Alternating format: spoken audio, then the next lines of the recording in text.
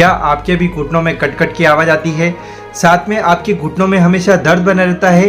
तो इस प्रकार की समस्या में आप 2 होम्योपैथी मेडिसिन का इस्तेमाल कर सकते हैं।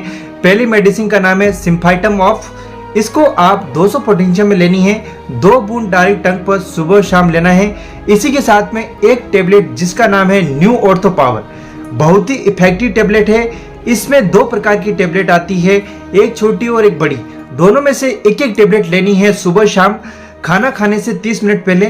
दोस्तों, अगर आप ये यूज करेंगे तो आपके घुटनों से कट कट की आवाज और घुटनों में दर्द बना रहता था वो बिल्कुल ठीक हो जाएगा। बहुत ही इफेक्टिव मेडिसिन है, एक बार जरूर ट्राई करें। सेहत से जुड़ी तमाम जानकारी के लिए आप मुझे फॉलो करें, और अगर आपने अभी तक चैनल को सब्सक्राइब नहीं किया है तो चैनल को सब्सक्राइब जरूर करें। Thank you.